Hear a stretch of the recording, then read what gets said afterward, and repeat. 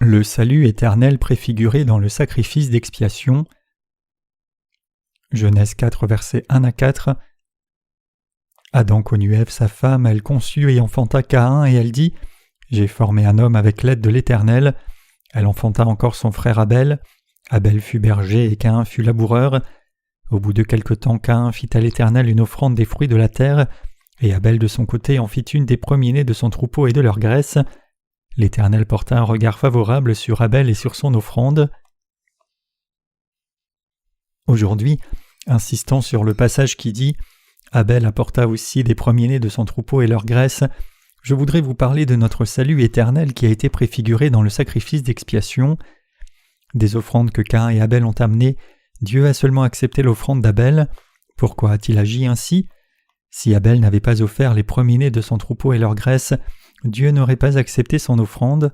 Cela signifie que lorsque nous voulons nous présenter devant Dieu, nous ne devrions pas venir seulement avec les rituels de l'adoration, mais nous devons amener notre foi dans ce que Dieu a fait pour nous. En d'autres termes, nous devons amener notre foi dans le salut de l'expiation, dans l'amour de la rémission des péchés. C'est alors seulement que Dieu peut accepter cette offrande et répandre le Saint-Esprit sur nous. Vous vous demandez probablement pourquoi vous devez apporter une offrande sacrificielle et sa graisse pour que votre offrande soit acceptable à Dieu. Aujourd'hui, je vais vous expliquer cela clairement et sans aucun doute. Quand les Israélites amenaient un animal en sacrifice, pourquoi devaient-ils amener la chair avec la graisse ? C'est parce que la graisse mentionnée dans la Bible se réfère au Saint-Esprit, Dieu lui-même. Le Saint-Esprit dans la Bible parle et Dieu lui-même. Quiconque veut offrir un sacrifice à Dieu doit infailliblement amener un animal et sa graisse. La graisse ici se réfère au Saint-Esprit et à Dieu lui-même, et c'est pour cela que Dieu a dit que le sacrifice qui lui est offert doit venir d'un animal pur, sans défaut, offert avec sa graisse. Ce message est répété plusieurs fois dans l'Ancien Testament, et l'offrande sans défaut de l'expiation se réfère à Jésus-Christ. Jésus-Christ fut conçu par le Saint-Esprit, donc il est pour toujours sans péché. Puisque le Dieu parfait qui est venu en chair est Jésus lui-même, seul le Saint Jésus pouvait être notre offrande sacrificielle et la propitiation expiatoire pour prendre tous les péchés de l'humanité. Jésus abandonna son corps comme une offrande de paix pour toute la race humaine. Ce qui sépare l'humanité de Dieu, c'est le péché. C'est à cause du péché que nous sommes devenus les ennemis de Dieu et étrangers devant lui. Donc pour restaurer notre paix et communion avec Dieu, l'obstacle appelé péché devait être enlevé. Donc Dieu répandit sa grâce sur l'humanité sous la forme du système des sacrifices, et ceci comprenait l'offrande pour le péché et l'offrande pour la paix. Ces offrandes sont des sacrifices par lesquels un pécheur apporte un animal sacrificiel à Dieu, transfère ses péchés dessus en posant ses mains sur sa tête, le tue et le brûle pour l'offrir à Dieu, et reçoit ainsi la rémission de ses péchés. C'est là le système sacrificiel donné par Dieu pour la rémission des péchés et l'expiation. C'est pour cela qu'il est écrit dans le passage des Écritures d'aujourd'hui qu'Abel a sacrifié les premiers-nés de son troupeau et leur graisse en offrande à Dieu, et pourquoi il était absolument nécessaire que tout sacrifice d'expiation comprenne la graisse dans l'offrande. Donc même pour l'offrande pour le péché des gens, Dieu a dit « Le sacrificateur ôtera toute la graisse comme on ôte la graisse du sacrifice d'action de grâce, il la brûlera sur l'autel, et elle sera d'une agréable odeur à l'Éternel. C'est ainsi que le sacrificateur fera pour cet homme l'expiation et il lui sera pardonné. » Lévitique 4, 31. Il y avait différents sacrifices offerts à Dieu. On y trouvait les holocaustes, les sacrifices pour le péché, les sacrifices pour l'iniquité, les sacrifices pour la paix et ainsi de suite. Mais tous ces sacrifices avaient en commun la nécessité que le pécheur pose ses mains sur la tête de l'animal, tue l'animal et le coupe en morceaux, puis saisisse et offre la graisse de son foie et de ses entrailles à Dieu. Dieu voulait recevoir non seulement la chair de l'animal, mais il voulait aussi la graisse. Jésus-Christ est notre Dieu, et il est aussi le souverain sacrificateur de l'expiation, qui a fait l'expiation éternelle pour nos péchés. En offrant son corps à Dieu comme propitiation pour notre expiation, Jésus a expié tous nos péchés et les a effacés, afin que nous n'ayons absolument plus aucun péché devant Dieu. À ce moment-là, Jésus n'a pas seulement offert son corps, mais il a aussi offert sa graisse. Ce Jésus, Dieu lui-même, est venu sur la terre dans la chair d'un homme pour offrir son corps à Dieu le Père comme propitiation pour notre expiation, et en brûlant la graisse de même que la chair pour l'offrir au Père comme sacrifice d'expiation, il a porté la condamnation de nos péchés pour en porter le salaire. Ainsi, il a libéré ses croyants de tous leurs péchés. Comme nos péchés ont réellement disparu, le Saint-Esprit est venu demeurer dans nos cœurs, Et c'est précisément pour cela que nous n'avons absolument aucun obstacle pour nous empêcher de venir et nous tenir dans la présence de Dieu, et c'est pourquoi nous sommes capables d'être en communion avec lui. Le sacrifice éternel d'expiation, par lequel Jésus a été l'expiation pour tous nos péchés, a été offert avec le corps de Jésus et son esprit, c'est-à-dire sa graisse, mais ceux qui ont mal compris Jésus-Christ pensent qu'il a seulement offert son corps. Les chrétiens qui croient que Jésus a donné son corps seulement en versant son sang ne peuvent pas être réconciliés avec Dieu, c'est parce que leur cœur reste plein de péchés. Ils n'ont pas transféré leurs péchés sur Jésus par son baptême, ni n'ont reçu la sainteté et le repos dans leur cœur, et ils ne peuvent donc pas venir devant Dieu même s'ils croient en Jésus. Les animaux sacrificiels offerts pour les sacrifices quotidiens et annuels dans l'Ancien Testament remplissaient tous les conditions suivantes. 1. Ils devaient être sans défaut. 2. Ils devaient porter le péché par l'imposition des mains. Et 3. Ils devaient être tués et brûlés. Toutes ces conditions devaient être remplies par Jésus aussi, notre propitiation qui donna le sacrifice éternel d'expiation. Il y a des conditions claires pour que Jésus devienne notre expiation et notre paix. D'abord, comme les animaux sacrificiels de l'Ancien Testament, ils devaient être sans défaut. Ensuite, comme ces animaux devaient prendre les péchés des Israélites par l'imposition des mains, ils devaient prendre nos péchés par le baptême. Et troisièmement, ils devaient être sacrifiés, et son corps et sa graisse devaient être offerts à Dieu. C'est alors seulement que ceux qui croient en Jésus peuvent recevoir la parfaite rémission des péchés dans leur cœur. Cependant, beaucoup de chrétiens ne croient pas que Jésus est l'Esprit, c'est-à-dire Dieu lui-même, et pensent plutôt qu'ils seront sauvés en croyant en Jésus aveuglement. Vous pouvez sacrifier tous les animaux que vous voulez, offrant seulement la chair de milliers d'animaux sans leur graisse, mais Dieu ne regardera même pas ces sacrifices qui ne sont pas offerts selon les conditions qu'il a fixées. Vous devez réaliser que Dieu n'a pas demandé des sacrifices parce qu'il avait envie de manger de la viande. Les chrétiens du monde amènent seulement le sacrifice du corps de Jésus, alors qu'ils sont conscients des souffrances physiques de Jésus. Ils n'acceptent pas dans leur cœur que Jésus soit Dieu lui-même et qu'il a pris les péchés du monde par son baptême avant d'être condamné à la croix à notre place. Il y a tant de chrétiens comme cela. Le baptême et le sang de Jésus constituent tous les deux la vérité du salut que tout chrétien qui professe croire en lui doit accepter dans son cœur. Jésus-Christ est Dieu lui-même. Le fait qu'Abel a offert son sacrifice avec la graisse signifie que Jésus incarné est l'Esprit qui est venu accomplir la parole de Dieu, c'est-à-dire qu'il est Dieu lui-même. Jésus est Dieu. C'est seulement si Jésus est Dieu lui-même que nous pouvons être sauvés. Si Jésus était juste un homme ordinaire, insuffisant et plein de défauts et de péchés comme nous, alors nous ne pourrions jamais être sauvés, même si Jésus devait souffrir souvent pour nous. Nous pouvons recevoir la rémission de nos péchés seulement si Jésus est incarné dans la chair et porte puis expie tous nos péchés. Aucun être humain ne pourrait jamais s'offrir en sacrifice d'expiation pour un autre être humain, car il ne pourrait pas remplir toutes les conditions et même pas une parmi celles que Dieu a fixées pour le sacrifice correct. Jésus par contre est Dieu lui-même, et en venant sur la terre comme l'agneau sans défaut pour le sacrifice, il est devenu le sauveur de l'humanité. C'est pour cela que nous devons savoir et croire que Jésus est Dieu. Aujourd'hui cependant, il y a tant de gens qui considèrent et croient en Jésus seulement comme un homme. Ce sont ces personnes qui offrent seulement le corps de l'animal sacrificiel sans sa graisse. Ces gens ne peuvent pas être sauvés de leurs péchés même s'ils croient en Jésus. Seuls ceux qui savent et croient que Jésus est Dieu lui-même, qu'il a été baptisé au Jourdain pour prendre tous nos péchés, et qu'il a été condamné à notre place et a souffert la mort terrible pour l'expiation à la croix, peuvent être sauvés des péchés du monde. C'est pour nous délivrer et nous sauver des péchés du monde, alors que nous étions destinés à l'enfer à cause de nos péchés, que Jésus a pris les péchés du monde et est devenu notre offrande sacrificielle. Parce que Jésus a pris les péchés du monde en recevant le baptême dans son corps sans défaut, il est allé à la croix et a payé le salaire de nos péchés en versant son sang par une mort sévère. Pour expier nos péchés, Dieu a utilisé Jésus-Christ comme l'offrande pour la paix et l'expiation, lui faisant prendre les iniquités, la honte, la malédiction et la souffrance des péchés et porter la mort expiatoire. En d'autres termes, Dieu a accompli le sacrifice d'expiation éternelle pour que quiconque croit soit capable de recevoir le salut. Genèse 4,5 dit que Dieu ne considéra pas Caïn et son offrande. Caïn avait amené le fruit de la terre comme offrande à Dieu. Dieu n'a pas agréé cette offrande précisément parce qu'il n'y avait pas de vie, c'est-à-dire qu'il n'y avait ni sang ni graisse. Le sang pour l'offrande sacrificielle remet les péchés des gens, et c'est quand nous offrons le sang de la propitiation avec sa graisse à Dieu que nous sommes libérés du péché. Parce que nous humains sommes pleins de défauts, Dieu n'accepte rien de nous. En d'autres termes, Dieu n'accepte pas les produits de la terre comme nos propres efforts humains ou notre volonté. Si nous voulons briser le mur du péché qui nous sépare de Dieu, nous devons lui apporter notre offrande selon le système sacrificiel qu'il nous a donné, mais puisqu'il nous est impossible d'offrir des sacrifices tous les jours de la sorte, Dieu a pris son propre Fils sans défaut ni péché comme offrande pour notre paix et notre expiation, et a ainsi expié pour toujours tous nos péchés, une fois pour toutes. Le sacrifice de l'Ancien Testament qui effaçait les péchés quotidiens. Parmi les sacrifices de l'Ancien Testament, examinons d'abord le sacrifice qui effaçait les péchés quotidiens.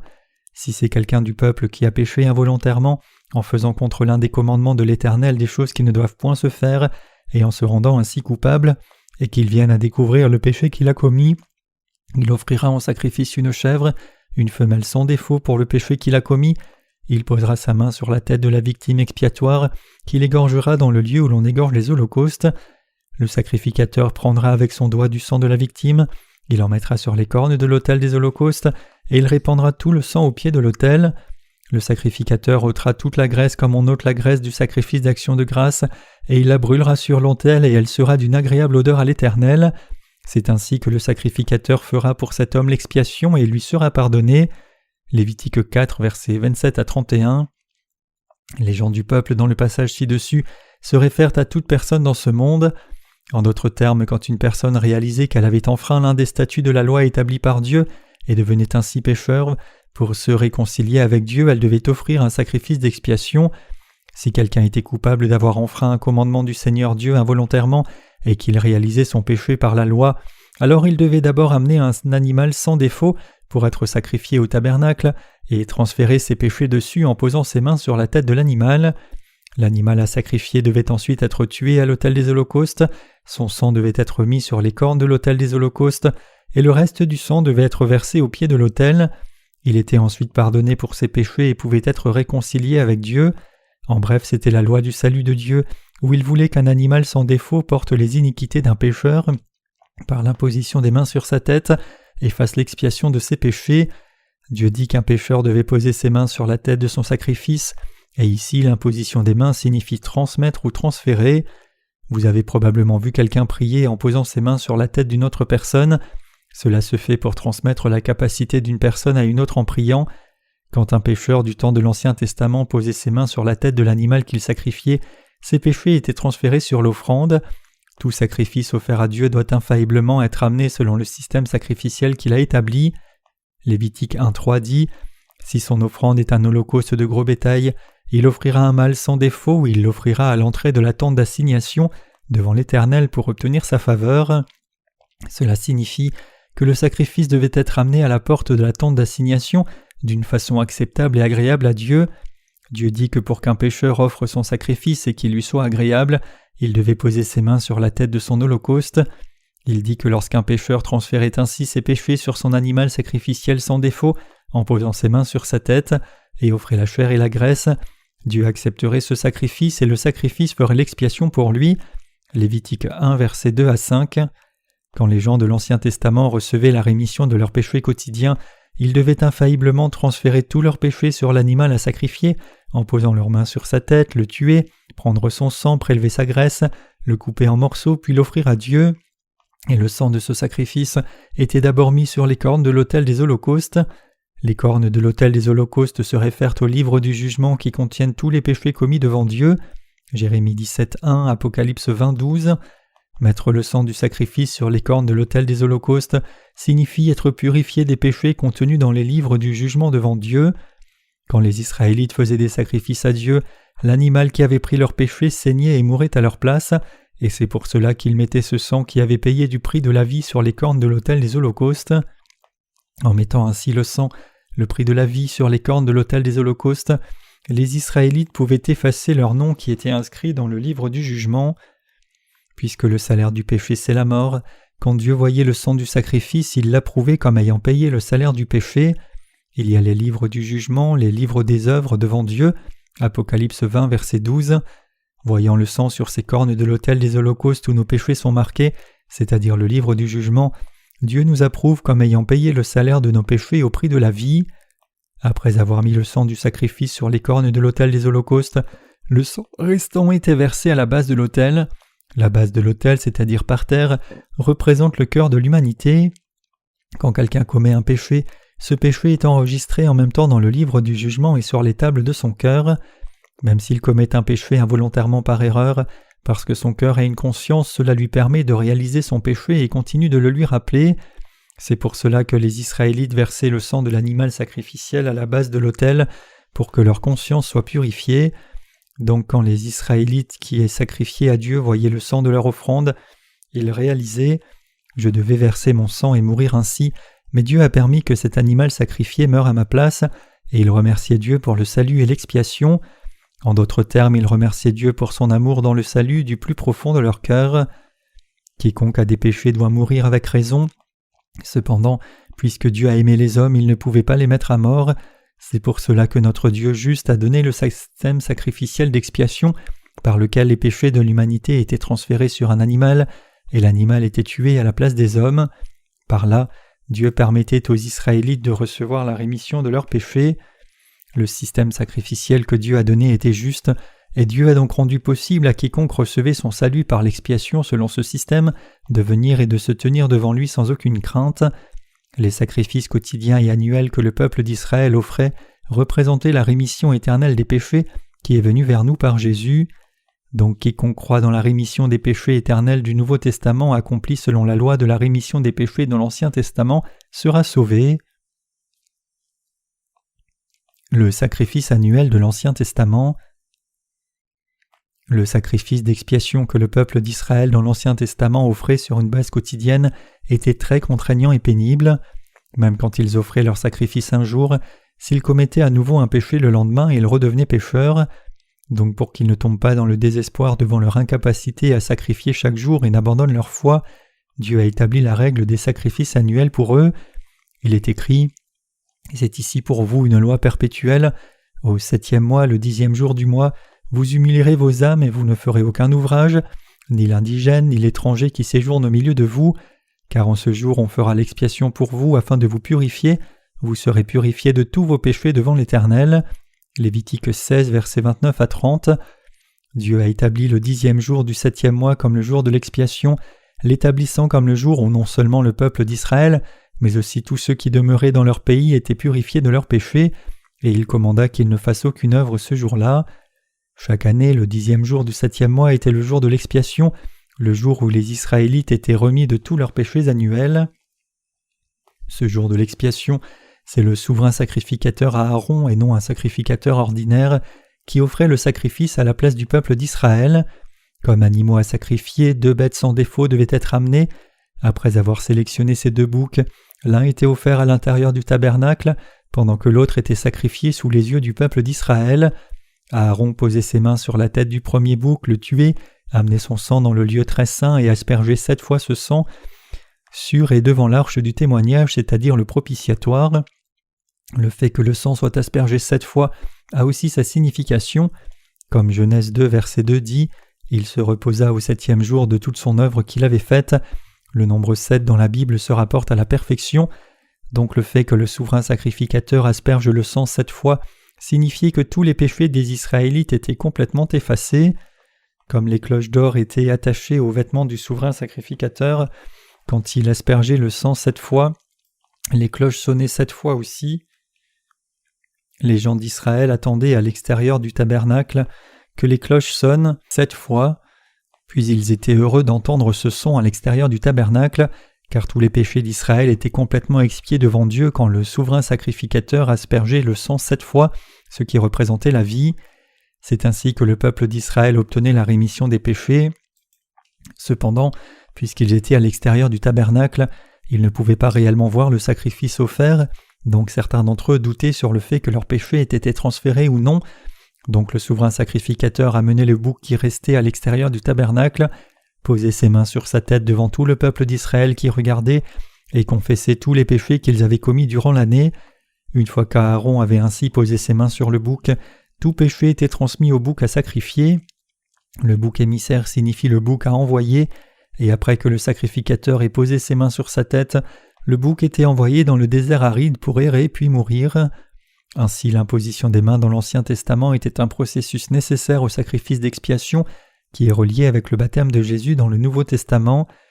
Aaron, le souverain sacrificateur, est relié à Jean-Baptiste, qui est né comme son descendant, et l'offrande sacrificielle qui prenait les péchés annuels du peuple d'Israël est reliée avec Jésus, qui expia les péchés de l'humanité en étant baptisé. Quand le souverain sacrificateur posait ses mains sur l'animal à sacrifier, tous les péchés de l'année du peuple d'Israël étaient transférés sur l'offrande, tout comme il est écrit « C'est ici pour vous une loi perpétuelle » Lévitique 16, verset 29, nous devons effectivement garder cette loi pour toujours. La propitiation éternelle de Jésus qui est Dieu lui-même. Comment un animal sacrifié pouvait-il faire l'expiation éternelle pour les péchés de l'humanité ? Ce sacrifice n'était pas plus qu'une ombre qui préfigurait la propitiation éternelle de Jésus, l'agneau de Dieu qui viendrait plus tard. En d'autres termes, Jésus est l'agneau qui a pour toujours expié les péchés de l'humanité. Comme Jésus a pris les péchés de ce monde sur son corps saint en étant baptisé, il a fait l'expiation éternelle pour tous les péchés du monde. Ayant accompli l'évangile de l'eau et de l'esprit, Jésus a permis à quiconque croit en cet évangile de recevoir la rémission de ses péchés. Jésus est le Dieu qui est venu nous sauver de tous nos péchés. Matthieu 1, 21 témoigne clairement du but dans lequel Jésus est venu sur la terre en disant « Tu lui donneras le nom de Jésus, c'est lui qui sauvera son peuple de ses péchés. » Pour accomplir cette volonté de Dieu, Jésus commença son ministère pour l'expiation des péchés du monde quand il eut 30 ans. Quand nous regardons Matthieu 3, verset 15, nous voyons Jésus ordonner à Jean-Baptiste de le baptiser en lui disant « Laisse faire maintenant car il est convenable que nous accomplissions ainsi tout ce qui est juste. » Cela signifie qu'il convenait que Jésus soit baptisé pour expier tous les péchés de l'humanité. Si Aaron était le représentant du peuple d'Israël, Jean-Baptiste est le représentant de toute l'humanité. Au sujet de Jean-Baptiste, Jésus lui-même a dit « Parmi ceux qui sont nés de femmes, il n'en a point paru de plus grand que Jean-Baptiste. » Matthieu 11, 11. Donc pour que Jésus prenne tous les péchés de l'humanité à notre place comme l'animal sacrifié dans l'Ancien Testament, il devait être baptisé par Jean-Baptiste, le représentant de l'humanité. Le baptême que Jésus a reçu consistait à être immergé dans l'eau puis en ressortir, alors que Jean-Baptiste avait les mains sur sa tête. Le fait que les mains de Jean étaient posées sur la tête de Jésus signifie que Jésus a pris tous les péchés de l'humanité. Le fait d'être immergé représente sa mort, et le fait d'être sorti de l'eau préfigure sa résurrection. Dans l'Ancien Testament, c'était par l'imposition des mains que le peuple d'Israël transférait ses péchés sur l'animal à sacrifier, et ce salut d'expiation a été rendu parfait dans le Nouveau Testament par le baptême que Jésus a reçu. Pourquoi Jésus a-t-il été baptisé ? Ce n'était pas parce qu'il était humble qu'il a été baptisé, mais c'est pour accomplir ce qui était juste en expiant les péchés de tous, pour prendre les péchés du monde. Quand Jésus a pris tous les péchés du monde entier en étant baptisé, ces péchés étaient maintenant placés sur sa tête, et donc il n'a pas été crucifié dans son état de pur et sans péché, mais après avoir déjà accepté nos péchés sur son corps. C'est ainsi que notre propitiation pour l'expiation a été accomplie correctement.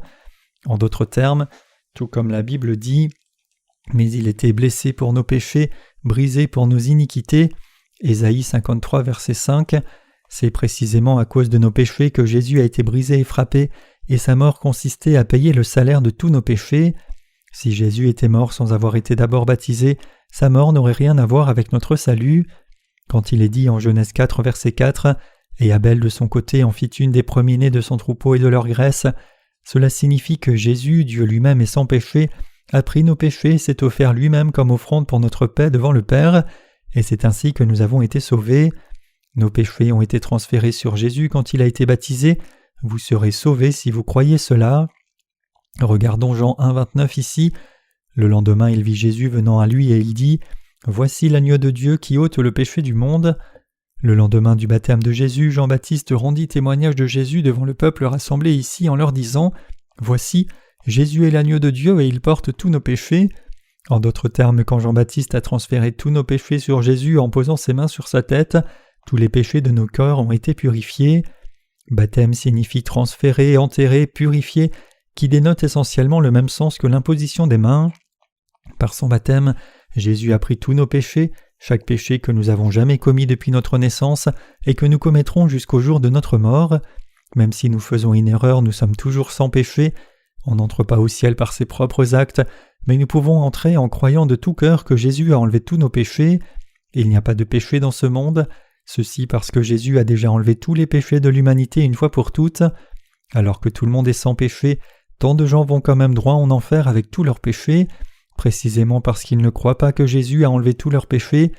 Cependant, ceux qui croient en Jésus correctement sont justes, car ils ont reçu la parfaite rémission de leurs péchés en croyant dans l'évangile de l'eau et de l'esprit. Quiconque n'a pas de péché est une personne juste. Quiconque a la foi parfaite est vraiment sans péché dans son cœur. Quand Jésus a donné sa vie pour nous et a versé son sang pour mourir à notre place, il s'est écrié « Tout est accompli » Jean 19, verset 30. Ainsi Jésus a expié tous les péchés de ce monde une fois pour toutes. La Bible rapporte au temps présent que par le sacrifice éternel d'expiation offert par son propre corps, Jésus-Christ a pour toujours rendu parfaits ceux qui sont sanctifiés. Hébreux 10, 14. Pour nous qui croyons dans cette vérité, il n'y a absolument plus aucun péché pour l'éternité.